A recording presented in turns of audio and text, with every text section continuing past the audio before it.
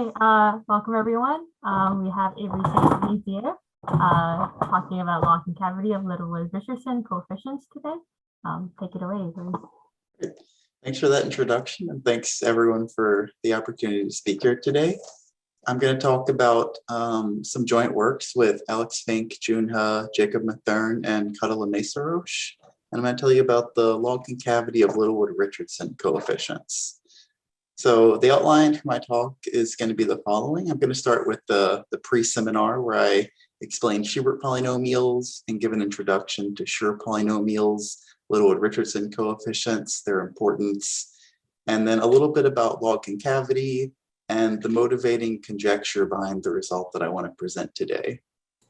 And then for the second part of the talk, I'll kind of tell the story about where this result comes from and some of the machinery behind it and the cool consequences that it gives.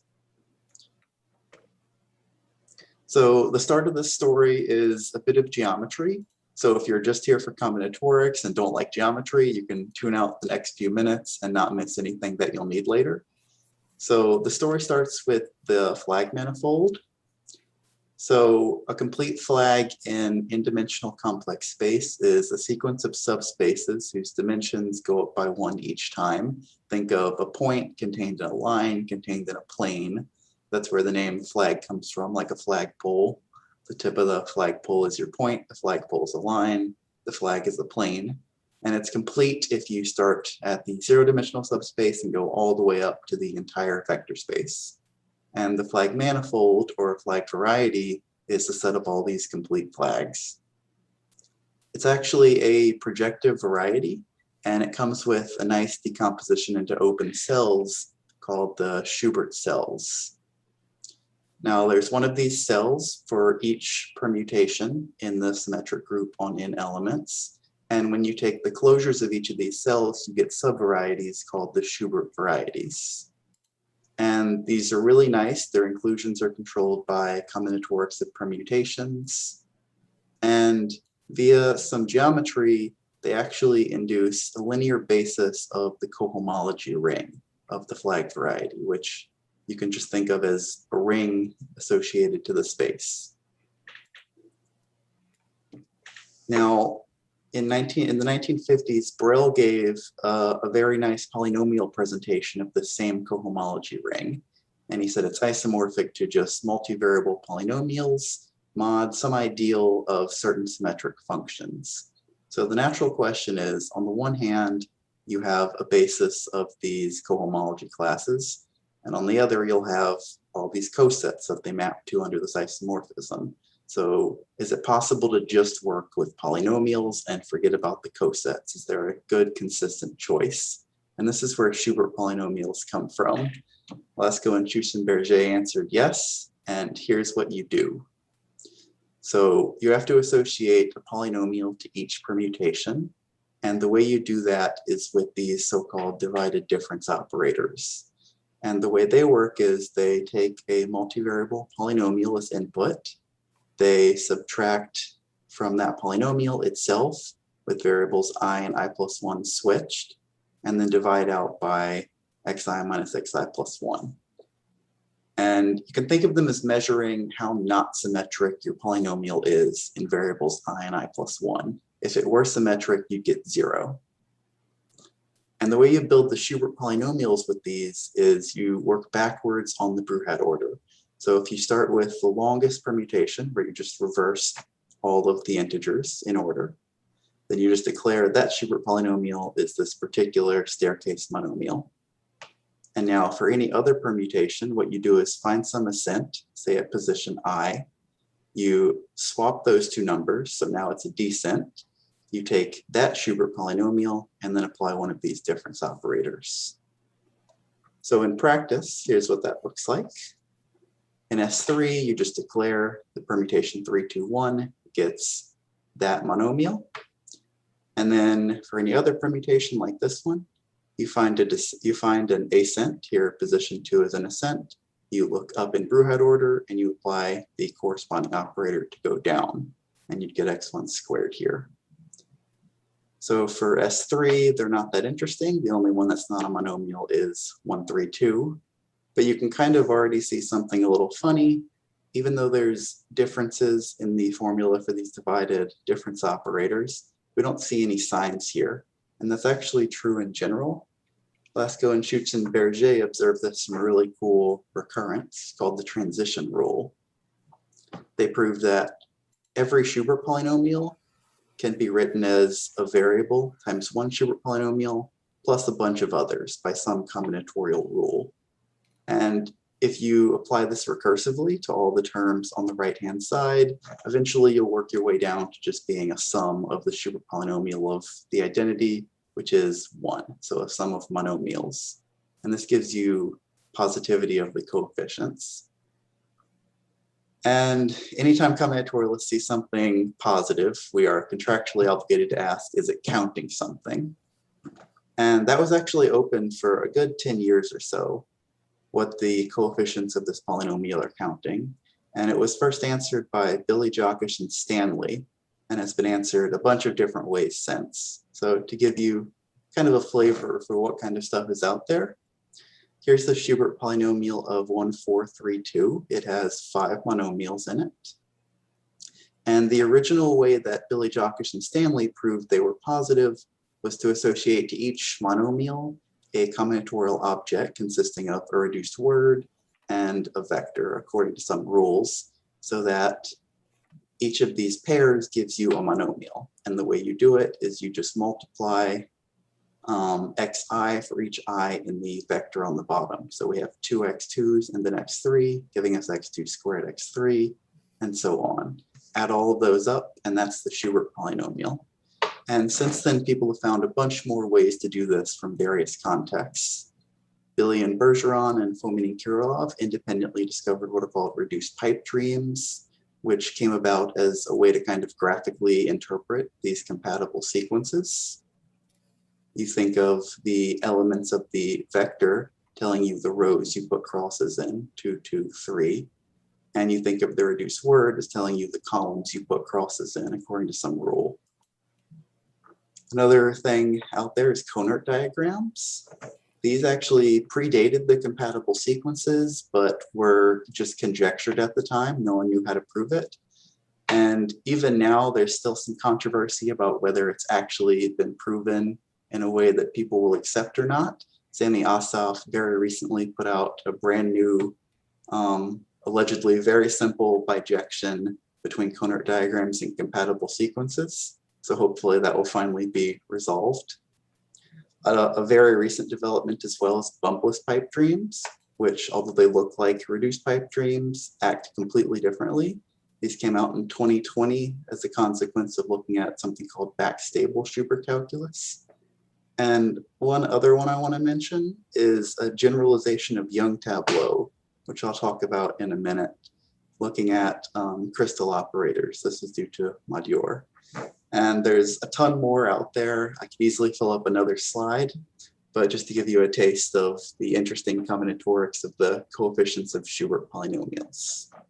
Avery, one question. So you mentioned that, for example, there's maybe a bijection between the third diagram, the third row and the first one.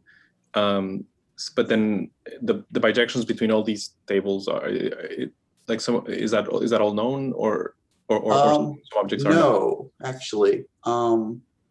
So bijecting reduced pipe dreams to bumpless pipe dreams is actually ongoing.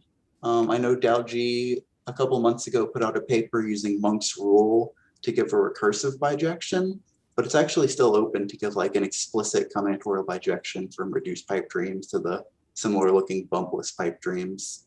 In general, not too many bijections are known. I think Lennart has a paper, Unified Combinatorial Models for Schubert Polynomials, that gives quite a few though, but certainly not all of them are known. Any other questions before I go on? So that's my introduction to Schubert polynomials. Next, I want to talk about the more classical Schur polynomials, which you can think of as the special case of the Schubert polynomials. And then I'll talk about the actual word from the title of my talk, the Littlewood-Richardson coefficients. So I'm going to use the combinatorial definition of Shear polynomials, which is via Young tableau. So by a partition, I mean a decreasing sequence of integers. And if you have a partition, you draw what's called its Young diagram by putting lambda I boxes in row I. So if your partition is 2, 1, 0, I put 2 boxes, 1 box, and no boxes. And we're going to look at the tableau, which are fillings of the Young diagram with numbers from 1 to the number of parts of lambda. So for 2, 1, 0, I'm allowed to use the numbers 1, 2, and 3. And the rules you follow are that the entries have to increase left to right in each row and strictly increase top to bottom. So there are 8 ways to do this for 2, 1, 0. And now to get a polynomial from this, what you do is associate a weight to each filling. And the way you do that is just have an xi for each I in the filling and multiply them all. So for this filling here, I get x1 squared because there's 2 1s and x2 and so on. Add all of these up and that's called the Shear polynomial. So the Shear polynomials, for this talk, I'm going to be interested in their coefficients. So I want to put a name to their coefficient. This is called the Koska number. K lambda alpha is the coefficient of x alpha. And by that combinatorial definition, it's just the number of semi-standard tableau that have the particular weight alpha. So for those same 8 before, all the Koska numbers are 1, except for the Koska number with weight 1, 1, 1, because there are 2 tableau that use a single 1, a single 2, and a single 3.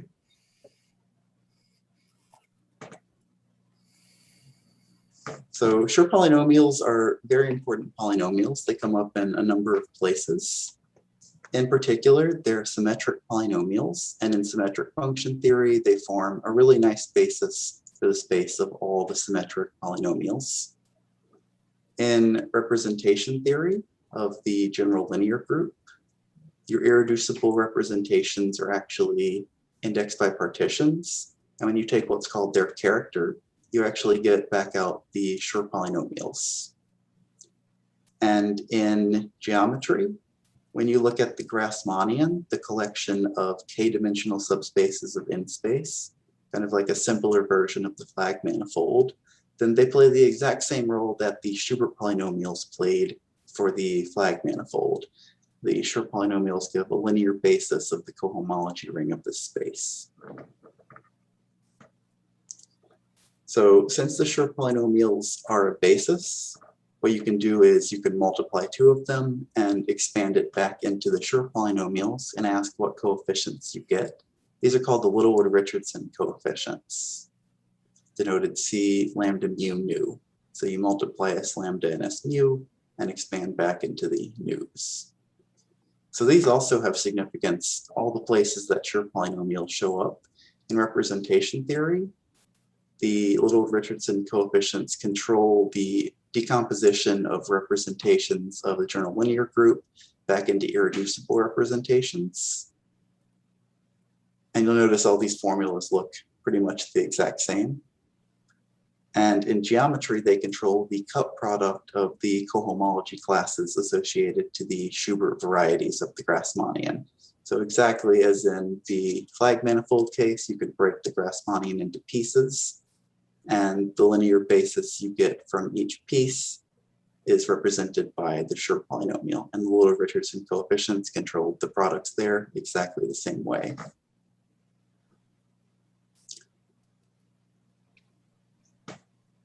So now I want to introduce the other work from the title of my talk, Log Concavity, and tell you about something called a Kunkaff's conjecture. Now, there are 2 kinds of log concavity that I'm going to care about. The first is continuous log concavity. So a function from the n-dimensional reals to positive reals is called log concave if, the obvious thing, the log of that function is concave. And this first inequality is the definition of that. You can get rid of the logs and simplify it a bit to get this multiplicative definition. But you can also think of log concavity as a discrete property. Instead of a function, you have a sequence. And when you restrict this multiplicative formula to adjacent integers, you get that the definition should be that any term of your sequence squared is at least as big as the product of the adjacent elements. And this is discrete log concavity. So the main conjecture motivating the result that I'm going to tell you about is about the log concavity of the Littlewood-Richardson coefficients. And it's simply that viewed as a function of 3 arguments, the Littlewood-Richardson coefficients are log concave. Now, you might see this and wonder, why on earth would this be a reasonable thing to conjecture? And for that, I actually defer to Akunkov to answer with his very cleverly titled paper, Why Would Multiplicities Be Log Concave? He knew you would ask this. And it turns out there's actually some really cool motivation for this coming from physics, where you interpret entropy as a concave function of energy, but also as the logarithm of multiplicities of irreducible representations. So here's a special case of Akunkov's conjecture, just to make sense of it. So we have this cone of partition tuples we're looking at, and we're viewing the Littlewood-Richardson coefficients as a function on the integer points in this space. And in particular, here's a ray in that space. Start from any tuple you like and look outward away from 0, taking multiples in that direction. In particular, log concavity tells you that along this line, any one of these squared should be at least as big as the adjacent Littlewood-Richardson coefficients. And this is actually completely false. A counterexample was found a few years later by Sterkson and Weyman. And it's not easy. It's true for pretty much any small example you could ever find. To find the counterexample, they had to look at very big partitions. I'm using exponential notation here, so 3 to the 21 means 21 copies of 3. So gigantic partitions to break this. So at this point, why would I tell you a conjecture that's false? We can kind of try to figure out, can it be saved? The whole conjecture is false, but it turns out a lot of the consequences you would expect from this conjecture are actually true. The most famous being the Saturation Conjecture, which says that all the lambda mu nu tuples whose Littlewood-Richardson coefficient is positive form a convex cone. This was famously proved by Knudsen and Tau. So consequences are true. And in fact, the conjecture is actually true if you no longer insist that it is always log concave, but just eventually it becomes log concave in any direction. So the question we started with was, is it true for particular sets of tuples all the time? That was one way we tried to save this conjecture. And here was what we ended up coming up with. If you can I ask a question about Yeah. the previous slide? Sure.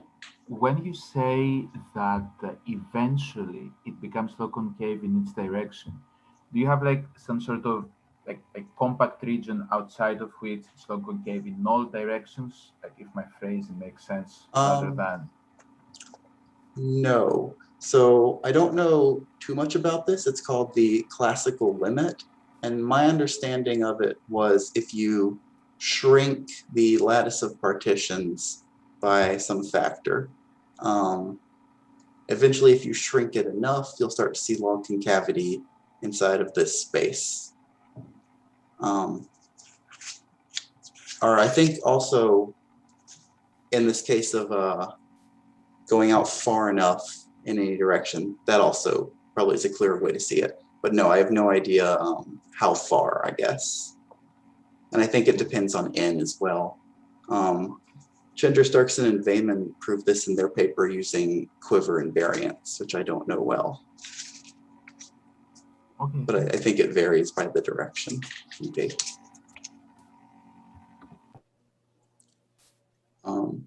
Yeah, so the way that we go about trying to resolve this is we look at a very particular family of partitions. We're only going to look at lambda mu and nu where the skew shape nu minus mu has at most one box per column. And I'll say a bit where that comes from later. But for now, just to phrase the result, we look at these exact partitions, and instead of looking at log concavity in any direction, we only focus on one specific set of directions. So take these fundamental weights where you have a bunch of ones followed by all the rest zeros, and the directions we look at are shifting nu by a difference of fundamental weights and shifting mu by a different difference of fundamental weights. So just show what that looks like, here's an example. N is 5, I is 2, and j is 4. Then if we start with this tuple, the difference of fundamental weight just looks like shifting a contiguous set of entries by 1. So 6, 4 becomes 5, 3, and 7, 5. And 6, 4 here becomes 5, 3, and 7, 5. And indeed, for these Littlewood-Richardson coefficients, 121 is certainly bigger than 14 times 4. So I'll spend the rest of the talk kind of justifying where this result comes from and some of the machinery behind it and the story of how we kind of got there. And that starts with Newton polytopes and saturation. So this would be a good place to pause the pre-talk